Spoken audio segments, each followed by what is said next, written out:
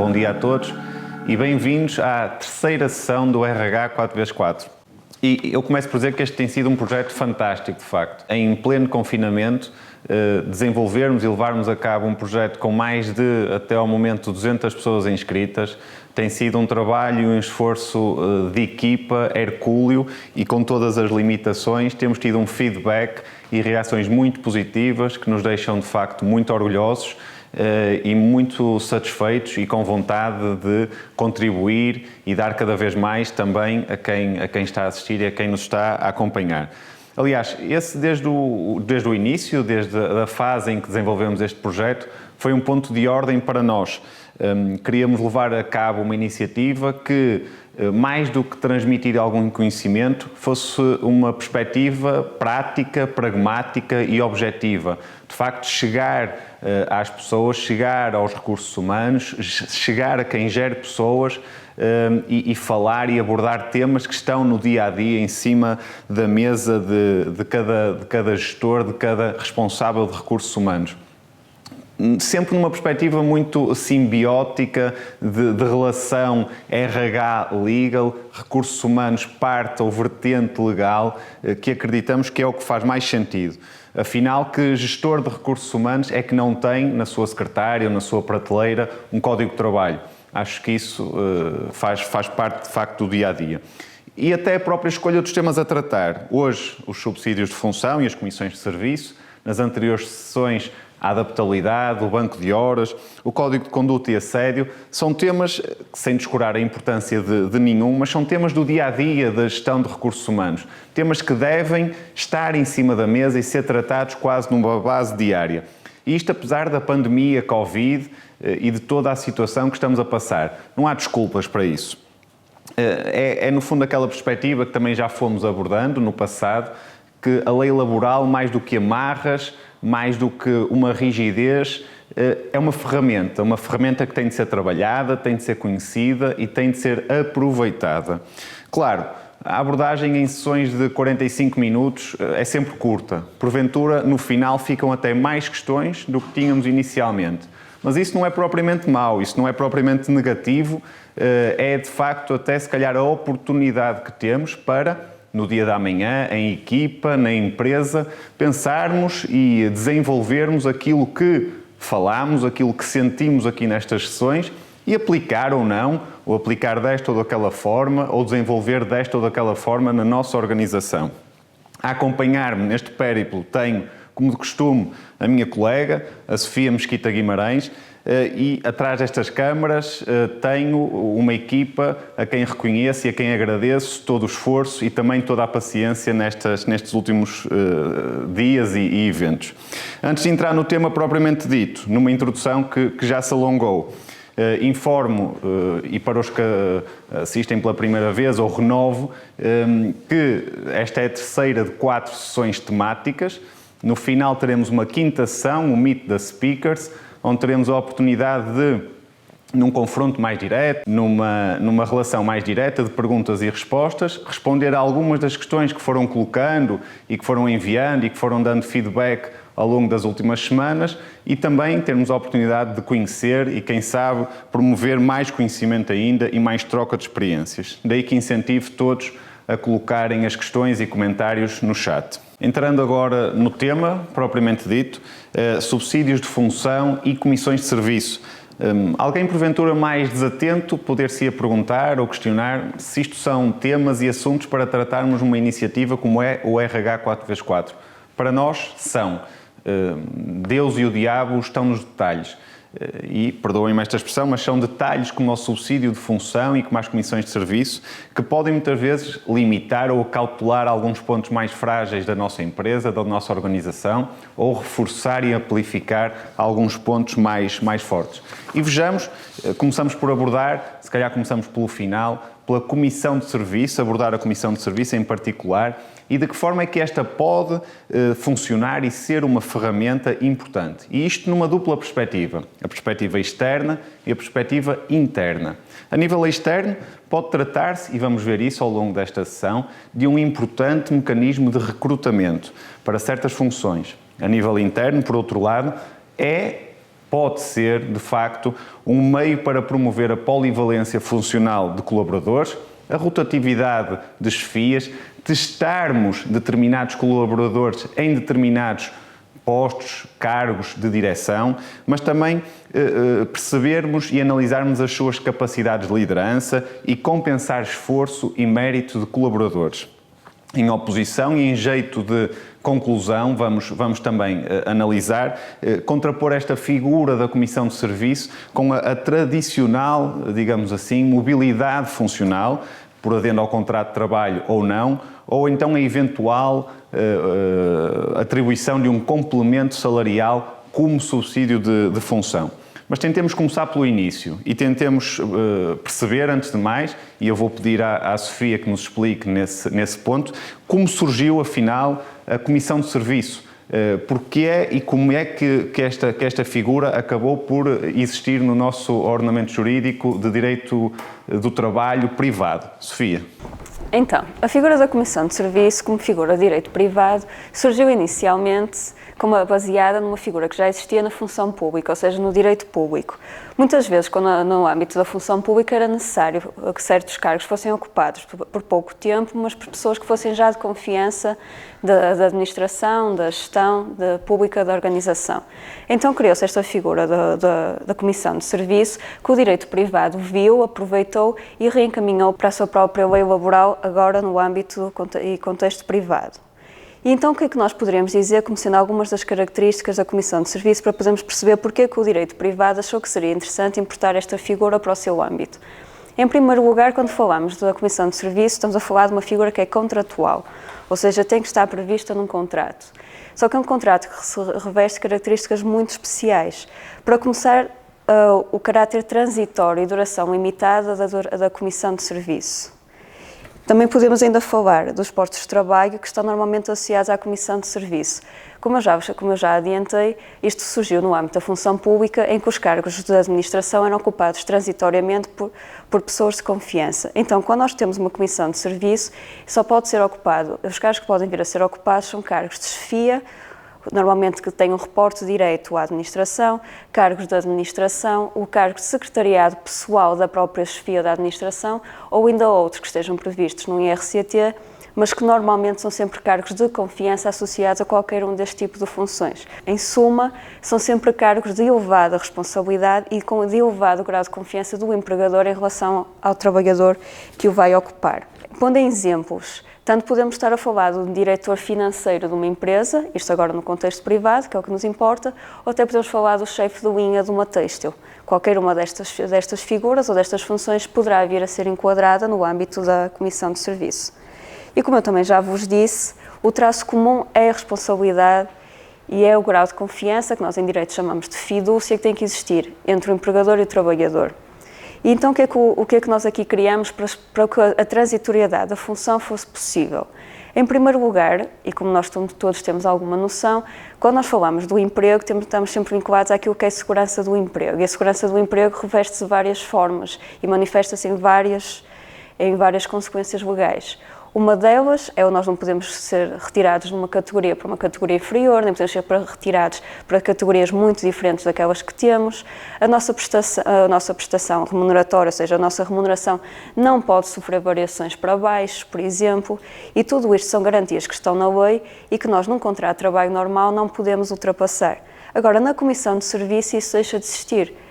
Porquê? Porque eu sou chamada a exercer um serviço em comissão de serviço, exatamente, e cessando essa comissão de serviço, eu posso voltar, ou posso vir a ocupar ex novo, depois vamos ver como é que isto se processa, uma função com uma categoria mais baixa do que aquela que eu estive a exercer em comissão e a própria retribuição pode ser inferior. Isto nunca poderia acontecer num contrato normal.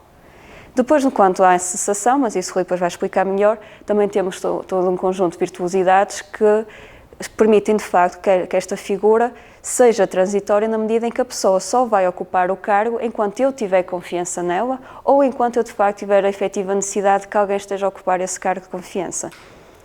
O que é interessante também na Comissão de Serviço é que a Comissão de Serviço, apesar de ser um contrato transitório, não é? Porque a pessoa pode entrar entra e sai, sem estar vinculada a todo um conjunto de balizas legais, normalmente está associada a postos permanentes da empresa, ou seja, não é por eu sair que aquele posto de trabalho se vai extinguir na minha empresa, pelo contrário, ele pode continuar, não vou ser eu que vou ocupar, são coisas diferentes.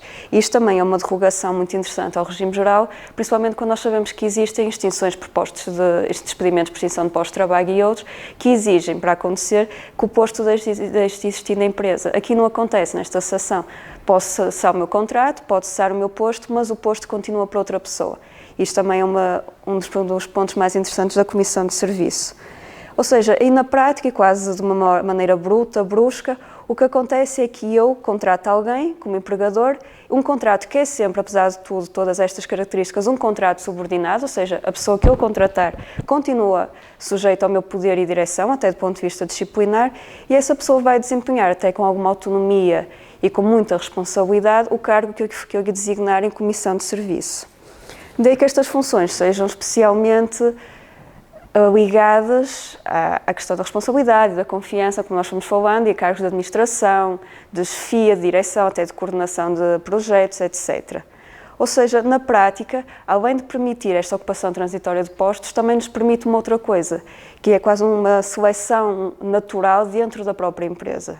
Fazendo aqui uma expressão um bocado darwinista. O que é que acontece? Eu até posso usar isto quase como um teste a um certo trabalhador. Eu, transitoriamente, numa comissão de serviço, posso alocá-lo a uma função e depois, mais à frente, até vir que ele se portou bem, entre aspas, e querer defini-la como a tarefa permanente desse trabalhador. Ou seja, mesmo dentro da empresa, esta flexibilização deste regime permite-me fazer já um rastreio dentro dos meus próprios trabalhadores e prepará-los também para aquilo que pode vir a ser um dia as funções que eu tenha já em expectativa para eles. Mas se calhar agora, como eu já falei um bocadinho da cessação, o Rui poderá se calhar dar-vos aqui um feedback melhor e mais completo sobre porque é que a cessação é de facto o ponto forte da Comissão de Serviços. Rui? Sim, eu acho que a Comissão de Serviço, bem preparada, bem desenvolvida numa empresa, tem de facto grandes vantagens quando se aplique, naturalmente. E a Comissão de Serviço não se aplica em todas as situações. Mas, de facto, uma das grandes vantagens e caminhos possíveis é que o empregador pode selecionar, como já vimos na perspectiva interna, pode selecionar alguém da sua estrutura que já conheça e em quem já confie, para desempenhar as funções em causa. Eliminamos à partida e logo de início o risco de arriscar em alguém que não sabemos se é a pessoa certa naquele local, se vai ter a autonomia, a responsabilidade e a relação de confiança com a gestão ou com a direção que é necessária. Mas outra possibilidade é igualmente permitida e não menos aconselhada, a Sofia já o referiu, que é admitirmos um trabalhador novo para o efeito, alguém que vem de fora. E aqui referimos-nos, não queremos entrar aqui em perspectivas demasiado jurídicas, mas ao artigo 162, número 1 do Código de Trabalho. Quais as vantagens, afinal, quando comparamos com o regime dito normal, do contrato de trabalho normal, destas duas modalidades, desta comissão de serviço? A primeira, ou seja, quando celebramos um contrato de comissão de serviço com um colaborador já vinculado à empresa, um colaborador que já seja da nossa empresa e que agora vamos transformar, ou pelo menos durante determinado período de tempo, transformá-lo em comissão de serviço também, permite, por exemplo, que temporariamente esse colaborador exerça funções de coordenação, chefia de uma task force, de um determinado projeto, de um determinado departamento, criada para a persecução de um interesse objetivo, de uma situação definida e desejada pela empresa, mas também pelo colaborador. Teremos aqui claramente o bónus de estarmos já familiarizados com aquele colaborador. Podemos imaginar ou pensar em situações como seja a abertura de uma nova sucursal, a abertura de uma nova loja, a abertura de um novo plano de projeto e a pessoa que vai fazer esse lançamento, por exemplo, que vai estar responsável numa fase inicial, estar, por exemplo, numa situação como a que estamos agora a prever ou a analisar. Mas também da perspectiva do próprio colaborador, a comissão de serviço pode ser e é percepcionada certamente como uma excelente oportunidade. Vai-lhe permitir o acesso a funções que normalmente não seriam as suas, que normalmente não estariam disponíveis, mesmo acessíveis, não é? Estamos a falar da subida de cargo, da subida eventualmente até de poder, considerado de uma forma positiva dentro da empresa. E é, no fundo, também reconhecermos aos nossos colaboradores aquele mérito, aquelas capacidades e dedicação com as quais acabaram por habituar o empregador, não é? De outra forma, não seriam considerados para aquela comissão. Ou seja, do ponto de vista da ferramenta interna, como gestão de recursos humanos, celebrarmos esta comissão de serviço com um trabalhador da empresa é uma poderosa arma motivacional, um bom treino de liderança até para colaboradores em relação aos quais temos algumas expectativas ou, por que não dizê-lo também, temos algumas necessidades que conseguimos colmatar imediata e diretamente dentro de portas. Por outro lado, também não estamos a criar expectativas infundadas ou que sabemos que estão goradas à partida, tanto do lado da empresa como do lado do trabalhador. Nós vamos ver mais à frente, de facto, o regime, e estamos a tratar disso, da comissão de serviço, da cessação dos contratos de comissão de serviço, e de facto todos nós sabemos, à partida, numa comissão de serviço, com aquilo que podemos contar. Portanto, aquilo é uma oportunidade, é uma situação temporária, transitória, como referiu e tão bem a Sofia, mas nós sabemos logo à partida que aquilo vai terminar um dia e quando terminar, em que estado e em que ponto é que fica aquela situação.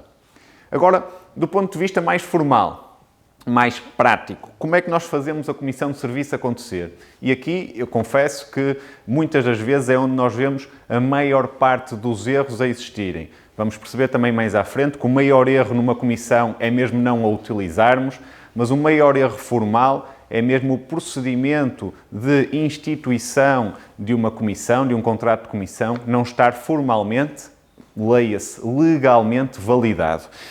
A lei exige, de facto, que a comissão seja sujeita à forma escrita. Primeiro ponto, tem de ser escrita e que contém alguns elementos. Aqueles elementos mais típicos de qualquer contrato, a identificação, as assinaturas, os domicílios das partes, também a indicação do cargo ou funções, porque as funções podem não se reconduzir exatamente a um cargo que aquele colaborador irá desempenhar, e temos de fazer algo nesta forma escrita, mencionar expressamente que aquele contrato é em regime de comissão de serviço. Isto tem de estar textualmente previsto e diretamente identificável.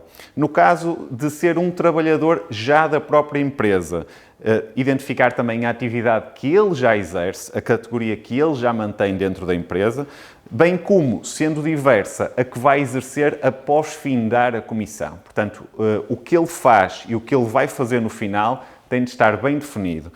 Mesmo que seja um trabalhador admitido externamente, o tal trabalhador ex-novo que referia a Sofia, veio de fora para fazer aquele trabalho, aquela tarefa, aquelas funções em comissão de serviço. Se for previsível que ele se vá manter na empresa no final, e vamos já ver as soluções e as modalidades que podemos operar neste campo, também será necessário, logo nesta forma escrita, identificarmos a atividade, as funções, as tarefas que ele vai exercer quando a comissão terminar. Já o fui dizendo, mas reforço, a comissão de serviço permite, desde o início, que as partes estejam inteiramente informadas sobre o que vai suceder após a cessação da comissão. As tais saber as regras do jogo logo à partida. Não há a criação de expectativas infundadas de parte a parte.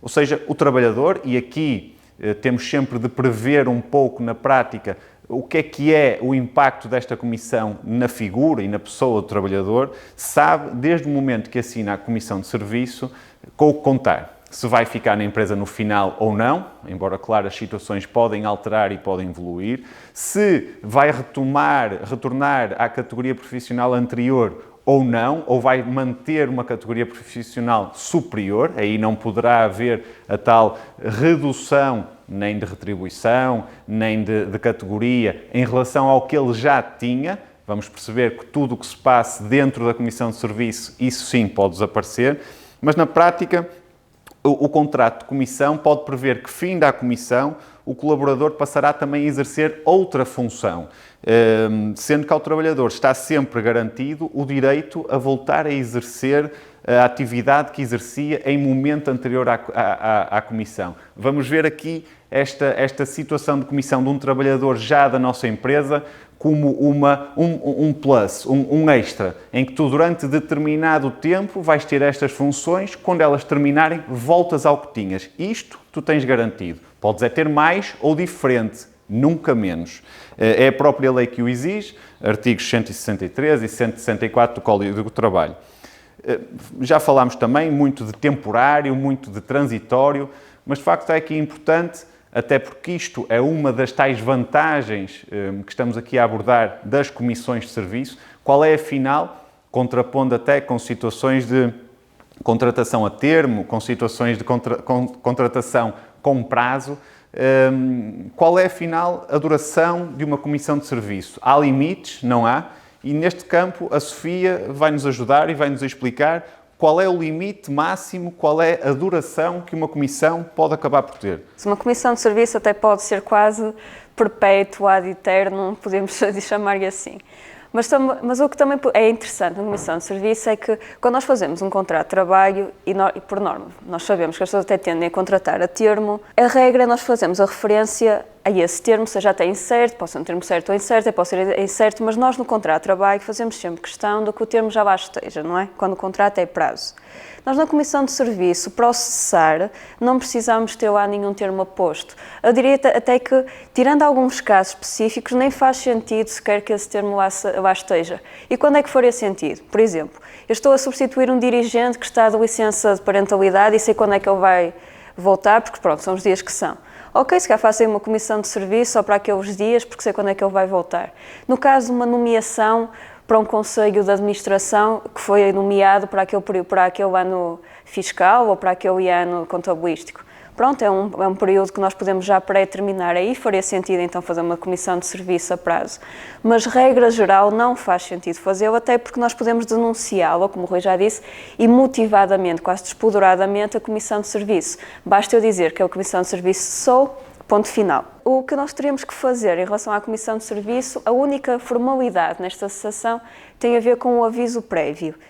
E o aviso prévio tem que ser 30 ou 60 dias, consoante a duração da comissão de serviço. Se durou até 2 anos, 30. Se durou mais do que os 2 anos, 60 dias.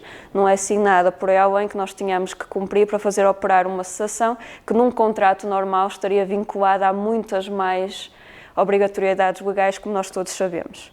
O Rui também já vos explicou, e agora fazendo aqui um contraponto do que são vantagens da comissão de serviço, desvantagens também não vejo assim muitas, sinceramente, mas principalmente quanto às vantagens, o que é que numa comissão interna, que é aquela em que nós chamamos então um colaborador nosso a vir exercer a função que nós temos destinada para a comissão de serviço, quais serão as principais vantagens? Além de todo este manancial que nós temos na lei para que nos permite flexibilizar os regimes legais de contratação, que normalmente até são bastante rígidos, não é? Principalmente a contratação a termo, o que nós temos aqui o que nós temos a ganhar, até mais do ponto de vista da gestão humana, de expectativas, do desenvolvimento e formação dos nossos colaboradores, é a quebra da monotonia laboral. Qual de nós, que até não gostaria de, durante 2 anos, poder ir gerir um projeto completamente diferente, numa área ligada à nossa, mas até nova? Quebra-nos um bocadinho a rotina e sabemos sempre que no final temos aquela garantia de que vamos voltar a fazer aquilo que nos sentimos confortáveis, que vamos voltar a fazer aquilo em que somos bons. Permite também aquela tal seleção, rastreio, treino, formação dos nossos colaboradores, ver se eles se adaptam às funções, ver se eles não se adaptam às funções, ver se eles próprios gostam das funções, porque eu posso descobrir que até gostaria de ser chefe, ser administradora e chegar lá e vir que não tenho a mínima paciência para gerir pessoas ou porque não tenho perfil, prefiro muito mais ter outro tipo de função na empresa, de colaboração, de uma gestão muito mais informal do que propriamente uma gestão formal, que nós sabemos que não é exatamente a mesma coisa e que somos chamados a responder de maneira diferente. Ou seja, há várias vantagens na comissão de serviço, até do ponto de vista do nosso colaborador, que nós temos que acautelar, não é? Também aquela ideia de desmistificar os cargos de chefia, que nós temos a ideia que estão sempre reservados a certas pessoas, a certas funções, a certas qualificações, nós com uma comissão de serviço que vamos entregando aos nossos colaboradores, que vamos confiando, que é esse mesmo termo, porque a comissão de serviço é confiança, é exatamente isso, é uma relação de confiança. Nós ao confiar aos nossos colaboradores cargos de chefia, nem que seja transitoriamente, estamos a mostrar que não é assim tão difícil, que subir na empresa, estamos a mostrar que há possibilidades de vir a subir na empresa. Também do ponto de vista para eles da motivação é importante e é essencial. E do nosso lado, enquanto entidade empregadora, sabemos que tendo que voltar atrás, já não estamos preocupados com as questões da remuneração, da categoria profissional, dos complementos salariais que a pessoa entretanto vinha oferindo, como isenções de horário e outros, e que agora vai deixar de receber. Do ponto de vista formal, já sabemos que as exigências são as que o Rui já explicou, do ponto de vista do contrato escrito, e agora vou falar um bocadinho do ponto de vista de uma comissão de serviço externa, não é? Quando nós então contratamos uma pessoa de fora para vir exercer a função na nossa empresa. Nós temos, no âmbito da externa, nós podemos encontrar duas modalidades diferentes. Uma em que há uma garantia prévia de emprego e uma sem garantia de emprego. Com a garantia de emprego, quando eu contrato a pessoa para vir exercer uma comissão de serviço, eu digo que tu vais exercer a comissão de serviço e já no contrato de comissão de serviço a pessoa fica a saber que, cessando a comissão, ela vai desempenhar aquelas tarefas posteriormente.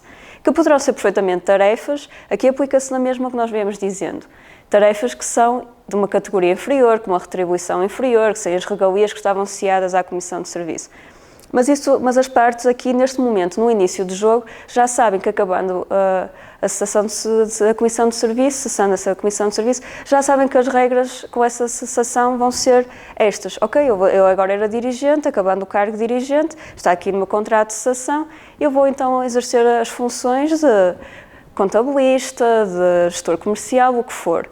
A outra modalidade é uma comissão de serviço sem garantia de emprego, ou seja, eu fui contratado exclusivamente em regime de comissão de serviço e não foi nada pré-acordado entre as partes acerca de o que é que eu vou fazer, ou até se vou fazer, cessando a comissão de serviço. A única coisa que é importante garantir quando o trabalhador fica na nossa empresa é que ele conserva todos os direitos que tenham a ver com antiguidades, desde subidas de categoria, etc., desde direitos remuneratórios, as tabelas gregas salariais, sobre IRCT, etc. Nesta segunda modalidade que eu vos falei, quando a comissão de serviço não tem esta tal garantia de emprego, nós temos duas opções. Se for o colaborador, porque os colaboradores também podem querer cessar a comissão, não é? Se o colaborador disser, eu não quero continuar com a comissão de serviço, encontrei um trabalho melhor, outro trabalho que eu gosto mais, vou-me embora. Ele vai embora e não tem lugar a nenhuma compensação e tudo, e amigos como sempre. No entanto, se for o empregador que quer cessar essa comissão de serviço sem garantia de emprego, o trabalhador tem sempre direito a receber 12 dias de compensação, normalmente como está feito já para os despedimentos coletivos, uma compensação calculada nos mesmos termos, e terá sempre direito a essa compensação. Ok, vou embora, acabou a minha comissão de serviço, mas eu tenho sempre direito a receber alguma coisa. Quer nos casos uma comissão interna, ou seja, de um trabalhador que vai ficar a exercer a função que exercia antes, ou nos casos de uma comissão de serviço externa, em que há uma garantia de emprego, em que eu sei que agora vou começar a exercer uma nova função depois da comissão, mas de uma categoria inferior, a lei dá ainda uma oportunidade ao colaborador que é, se eu não me vou sentir bem, ou por alguma razão não quero na organização, ainda que tenha sido eu, porque tinha uma garantia de emprego, ou o meu emprego anterior, ou um novo emprego que eu iria começar a exercer, ainda assim eu tenho essa vantagem de, pronto, não quero ir para a categoria inferior, apesar de tudo, portanto posso sair e levo uma compensação. Isto é uma garantia, isto é um bónus que eu não teria num contrato normal, ou seja, ele também está mais protegido deste ponto. Em qualquer um dos casos, como nós já vimos, ele fica sempre protegido, quer porque fica a trabalhar na empresa ou porque não fica a trabalhar na empresa, tem sempre alguma compensação acabando a cessação. Mas esta salvaguarda na lei tem sempre alguma razão, nós temos que tentar perceber porque é que a lei foi pensada desta forma e acho que agora o Rui poderá, se calhar, ajudar-nos. Sim, pelo menos vamos tentar, de facto, ajudar e percebermos aqui também a lei, nós sabemos, a salvaguarda acaba por se compreender, e a Sofia estava a referi-lo, no sentido de acautelar situações em que, de facto, determinado colaborador, como dizia a Sofia há pouco, está a exercer um cargo de direção, um cargo de chefia ou um cargo com alguma autonomia e responsabilidade, por determinado período, anos até, muitas vezes, e a certa altura é confrontado, apesar de já saber desde o início, com uma descida de posição, não é? Com um voltar à posição anterior, ou então, no caso de uma comissão externa, com um ir para uma posição nova, mas que não é a posição de autonomia e chefia que tinha anteriormente. E tal pode tornar-se desconfortável, de facto, e pode até ser aproveitado pela empresa de uma forma não tão positiva. A tal fidúcia que a Sofia referia no início, a tal confiança entre as partes, perde-se ou pode perder-se. E já bastará aqui os direitos que esta Comissão não previu para aquele colaborador, para também este direito a uma compensação que visa uma futura reintegração no mercado de trabalho também, e esse tempo de adaptação também não fosse existir e também fosse coartada, também fosse limitada neste regime. Fica assim acautelada uma posição deste colaborador face à empresa e que vai exigir uma tomada de posição mais conscienciosa de parte a parte, quer de parte da empresa, quer de parte do colaborador, tanto no início como no final. Apesar disso, e apesar de entender aqui o significado da lei, também entendemos que lá está, apesar de se aceitar ou de se compreender esta proteção mais valorizada do trabalhador, a verdade é que ele também, se ele opta por não continuar, se ele opta, apesar de não ser ele a cessar a comissão, mas se opta por não aceitar o novo cargo, ele também já sabia essa regra do jogo, ele já sabia o resultado final que poderia advir, pode ter confiado noutro destino, noutro final de caminho, mas a verdade é que isso já estava acordado, portanto, também não seria totalmente descabido nós termos outra solução, mas na verdade aqui entra aquela perspectiva secular de proteção do direito laboral da parte alegadamente mais fraca, que é o trabalhador no cerne da relação laboral. Outro ponto essencial e que pode ser considerado, de facto, uma vantagem em ambas as modalidades, tanto na interna como na externa, e para garantir que todos compreendemos do que falamos e, concretamente, a liberdade de cessação, vamos pôr de outra forma, a liberdade de terminar esta comissão de serviço é quase total. O que queremos dizer é que a denúncia é imotivada, não precisa de ser justificada. Eu não preciso ter um motivo, eu não preciso ter uma razão, eu não preciso de, como referia há pouco a Sofia, eu não preciso de extinguir aquele posto de trabalho, eu não preciso de ter algo aplicável diretamente àquele colaborador, ao seu trabalho, às suas funções, ao seu rendimento, nada. Eu só preciso de ter vontade. Por outro lado, há formalismos ou há questões formais que têm de ser respeitadas, mas não propriamente justificativas, de motivação. Um desses formalismos, um desses requisitos formais para cessar uma comissão, a Sofia já o referiu, é o tal pré-aviso, os 30 ou 60 dias, e o respeito eventual, antes de irmos a outra questão importante, o respeito eventual de todos os requisitos que possam advir da cessação e que já fomos abordando. A reintegração do trabalhador na antiga função, no caso de ser uma comissão de serviço interna, a integração do trabalhador externo na função que tenha sido acordada para depois da comissão, caso tenha sido, ou tão só o tal pagamento da compensação, no caso da continuidade não estar prevista. A grande especificidade deste regime passa também por outro ponto, outro campo, em qualquer uma das hipóteses referidas, e é principalmente a análise, a perspectiva sobre o ponto de vista remuneratório. Todos nós sabemos, no dia-a-dia da gestão RH legal de uma empresa, que a descida do nível remuneratório, ou seja, alguém passar a receber menos, passar a ter menos direitos do que aqueles que tinha já adquirido, não é algo possível, não é algo que possa acontecer, a não ser em situações muito específicas no âmbito da lei laboral. Aqui é uma dessas situações específicas, ou seja, na comissão de serviço, não só o trabalhador volta ou pode passar a oferir uma retribuição inferior com o fim da comissão de serviço, como também não terá direito a oferir outros suplementos compensatórios que tenha oferido durante a permanência daquela comissão de serviço. Trabalho suplementar, trabalho noturno, isenção de horário, benefícios, outro tipo de rendimentos com caráter regular e periódico que oferia durante a comissão, cessam quando cessar a comissão, mesmo que o trabalhador se mantenha ao serviço da empresa. Portanto, a entidade patronal não tem de facto de continuar a pagar esses complementos e essa situação não corresponde a qualquer redução de retribuição juridicamente considerada. Cabe ainda dar aqui conta, e é importante que se faça este pequeno à parte, a celebração de um contrato de comissão de serviço não invalida o procedimento disciplinar, não invalida o poder disciplinar do empregador sobre o colaborador. Esse mantém-se na exata medida e, aliás, não invalida, por exemplo, a previsão do despedimento com justa causa.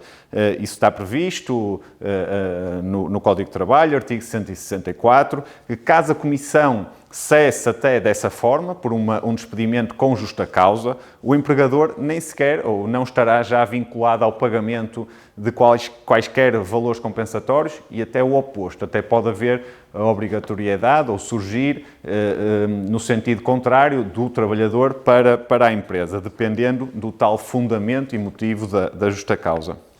Como disse, há sempre lugar ao exercício do poder disciplinar, mesmo no contexto de comissão de serviço, e nem poderia ser de outra forma. De facto, a comissão de serviço constitui uma relação de trabalho atípica, se considerarmos a normalidade das relações de trabalho, mas nem por isso deixa de ser uma relação de trabalho com um empregador e um colaborador, com um poder de direção e instrução por parte do primeiro.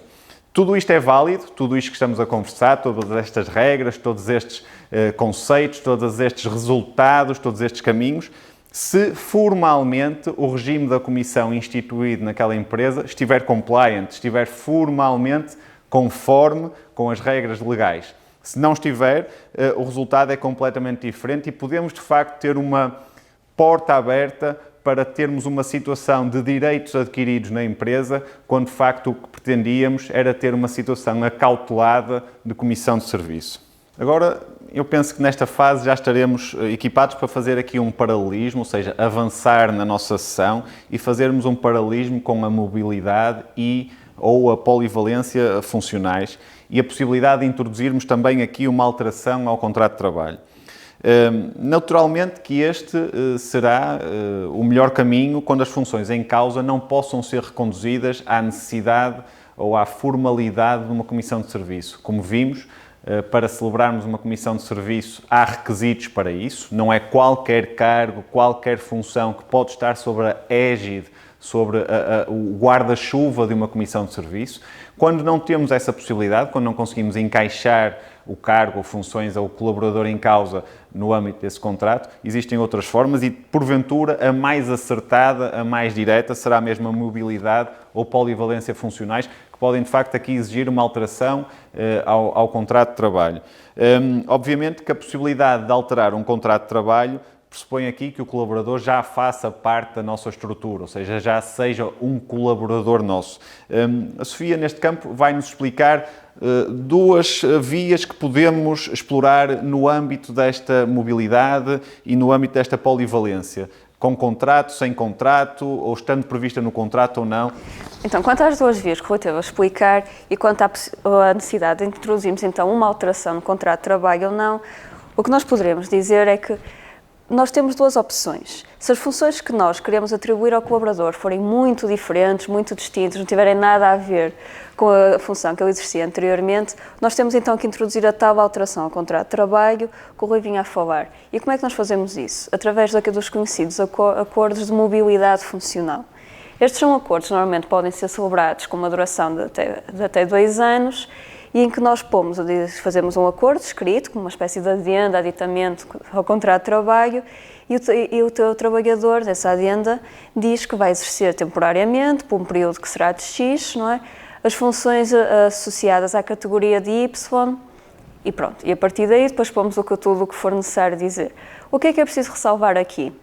O trabalhador não pode receber menos do que estava a receber na categoria anterior. Se nós tivermos um IRCT, e esse IRCT que até te prever que para a categoria nova que lhe vamos atribuir ainda temporariamente, ele tiver que receber mais, ele vai ter que ser colocado na mesma posição que as pessoas dessa categoria. O que nós podemos ainda fazer, e por exemplo, no caso de um contrato a termo celebrado por período de um ano, nós podemos pôr já uma cláusula de mobilidade funcional. Nós não precisamos fazer uma adenda ao contrato de trabalho. Se nós, por acordo, no momento da contratação, já tivermos feito no próprio contrato de trabalho pôr-se uma tal cláusula de mobilidade funcional, que se justifica até principalmente, como eu estava a dizer, nas contratações a termo. Se estas cláusulas podem ser acionadas até 2 anos da assinatura de contrato, se o meu contrato, por exemplo, é de 1 ano, quer dizer que eu, ao longo do contrato, só tenho que avisar o colaborador que eu vou acionar a cláusula que ele já assinou e não tenho que estar com adendas assinadas posteriormente já no decurso da relação contratual. Isto é uma possibilidade que muitas vezes as empresas não exploram, ou até se exploram, não usam as cláusulas não da maneira correta, porque não tipificam, não fazem a cláusula adequada à situação e depois são cláusulas que são nulas e não podem de facto utilizar, mas eu tenho esta possibilidade, ou prever já esta alteração no contrato, no próprio contrato de trabalho e vir a acioná-la quando precisar. Se eu não tiver isto já feito, posso então sobrar esta adenda posteriormente. Mas será que é sempre necessário introduzir uma alteração ao contrato de trabalho sempre que eu precisar que um colaborador meu faça alguma coisa um bocadinho diferente? Aí é que entra aquele famoso vocábulo das funções afins ou funcionalmente ligadas. E o que é uma função afim ou funcionalmente ligada? É aquilo que a jurisprudência portuguesa muitas vezes chama de atividade contratada em sentido amplo, ou aquilo que nós, na gíria assim mais empresarial, chamamos de polivalência funcional. E o que é polivalência funcional? São aquelas funções que têm alguma correlação ou grau de dependência com a atividade principal, para a qual o nosso colaborador tem a qualificação necessária para exercer, não sai do escopo geral daquilo que foi contratado e que ele pode ser chamado a exercer sem que eu tenha que fazer um contrato novo ou uma mobilidade funcional, simplesmente no exercício do meu poder de direção. Normalmente, nós para encontrar ou para perceber se a nova função está funcionalmente ou afim ou funcionalmente ligada, nós temos várias maneiras. De maneira geral, e quase muitas das vossas empresas até terão IRCTs, o próprio IRCT diz que as minhas funções sejam até bastante amplas ou bastante multitask, não é? E posso até ir gerindo a minha própria formação profissional dos meus colaboradores, do ponto de vista interno, para que eles estejam sempre preparados para a eventualidade de vir a ser chamados para exercer funções que, ainda associadas à função deles, exigem um bocadinho que eles saiam um bocadinho outside the box, não é? Como muitas vezes se diz. E isto não exige nenhuma adenda, não exige nada. Isto ainda está dentro do âmbito daquilo que é legalmente permitido. Isto pode ser perfeitamente feito. Se na comissão de serviço o que nós ganhávamos era a possibilidade de exercer, ainda que temporário ou transitoriamente, um cargo de administração ou de coordenação, nós aqui temos também umas outras vantagens, que são muito semelhantes, mas que também são aplicáveis. Desde a quebra da monotonia laboral, por exemplo, estamos a exercer uma função nova, a possibilidade de colaborar com novos colegas, ter novas chefias, e o que é sempre um novo desafio, também a possibilidade, e isto é importante também para os colaboradores, de se destacarem, se evidenciarem na organização, até tendo em vista a progressão na carreira, tudo isto é bastante importante. E então nós agora, parece que ficou aqui um bocado esquecido, mas era o tema da nossa sessão, e quando é que o subsídio de função então é chamado a entrar em jogo? O que é este subsídio de função?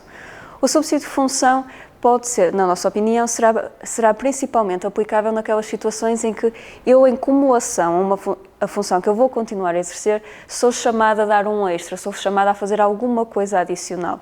Normalmente até associado à coordenação de um projeto, à gestão de alguma equipa, seja o que for.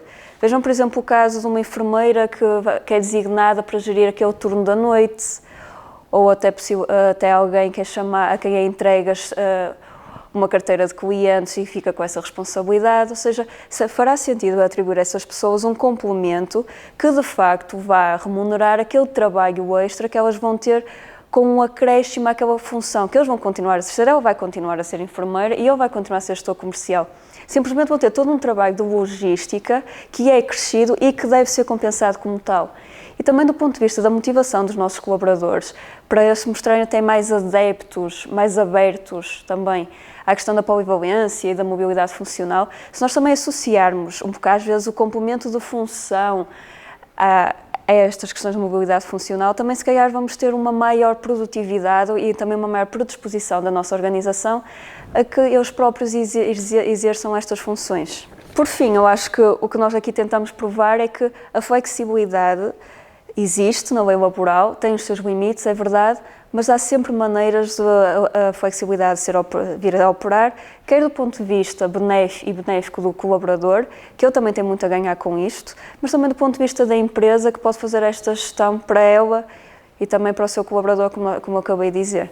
Mas agora, se calhar, o Rui vai dar aqui um input final e tentar fazer um resumo daquilo que nós temos vindo a dizer.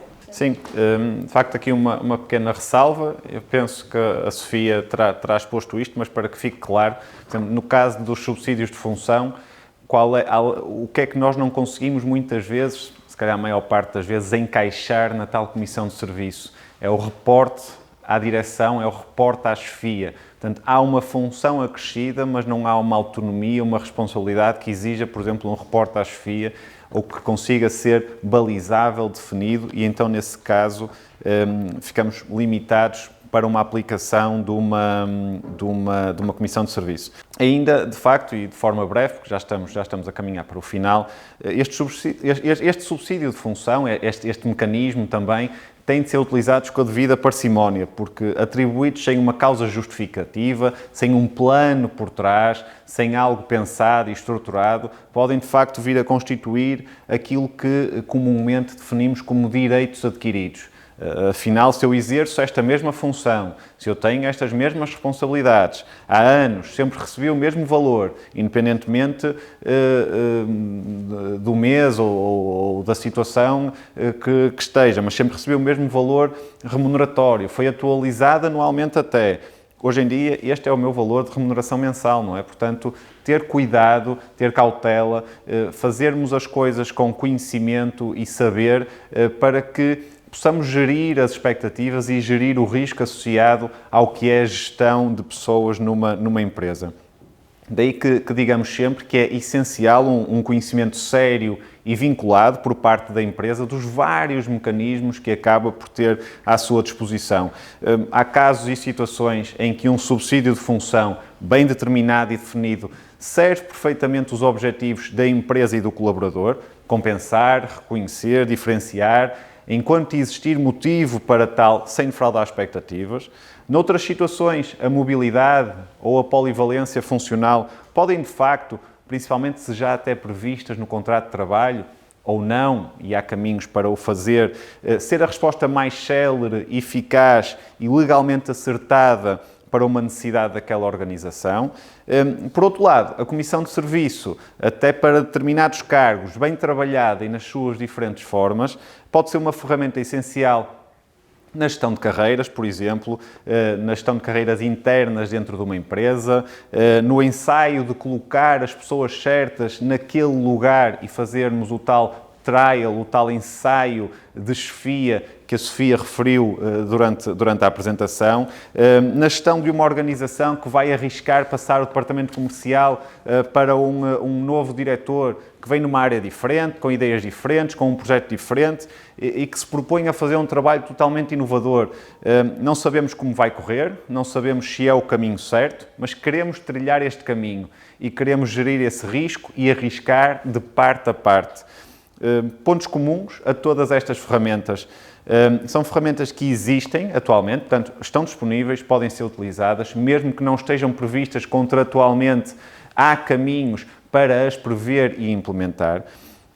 São também excelentes formas de gerir expectativas, sobretudo do trabalhador face à sua situação laboral, mas também da empresa, face à evolução do seu negócio e no mundo que nós vivemos, um mundo contemporâneo, com pandemia e sem pandemia, a evolução dos negócios é tão veloz é tão difícil muitas vezes gerir que todas as ferramentas que nos permitam adaptar, a palavra de ordem no negócio, nas empresas, é a capacidade de nos adaptarmos. Muitas vezes estas ferramentas podem ser, de facto, o mote e a solução para essa adaptação. O único senão, acreditamos, passa pela sua não utilização. Ou, por outro lado, uma utilização mais frágil, não cuidada. Quantos subsídios de função não vão inscritos no recibo de vencimento sem nada por trás, sem nada definido? Quantos diretores não estão em comissão sem, em boa verdade, sabermos qual o tipo de comissão ou estar formal e corretamente constituída, de acordo com o que também fomos abordando nesta sessão? Quantas situações de polivalência ou mobilidade funcional poderiam fazer face, e aqui paralelamente até com outras ferramentas, algumas das quais já discutimos nesta iniciativa, da organização de tempos de trabalho, o banco de horas, a adaptabilidade, a isenção ou a redução de horário, fazer face num conjunto, numa união de todos estes tipos de regimes e ferramentas, fazer face a picos de produção ou projetos que requeiram outro envolvimento e outra organização de colaboradores. Por exemplo, enfim, voltamos sempre ao início desta sessão, ao início de todas as sessões. As ferramentas existem. Haja vontade em procurar as melhores para a nossa situação concreta, o nosso caso específico, para a nossa organização e o tipo de pessoas também a quem são destinadas, o tipo de pessoas que acabamos por dirigir e gerir. E no final também o tipo de futuro que desejamos para nós e para a nossa organização. Eu gostava até de concluir com uma citação de um autor norte-americano que nos diz que "The only waste of human resources is letting them go unused." Numa tradução muito livre, no fundo dizermos que a única forma de desperdiçar recursos humanos é mesmo não os utilizar. E, portanto, que não seja pela falta de ferramentas, também legais, essa é, pelo menos, a nossa perspectiva. E por hoje a nossa sessão chega de facto ao final, a nossa terceira sessão. Eu convido desde já todos os que estiveram a assistir a também estarem connosco daqui a uma semana, à mesma hora, para a nossa quarta e última sessão temática. Dessa vez vai ser dedicada aos recibos de vencimento eletrónicos e vê-los também como documentos de quitação, numa abordagem que eu acredito vai ser valorizada por todos. Portanto, convido e incito todos a estarem presentes. Resta-me agradecer, em meu nome, em nome da Sofia, em nome da Nova Advogados e de toda a equipa que está por trás deste evento RH 4x4. Espero que tenha sido, de facto, um momento muito positivo no dia de todos os que estiveram a assistir, um momento muito positivo na semana, e resta-me desejar uma excelente semana para todos. Obrigado.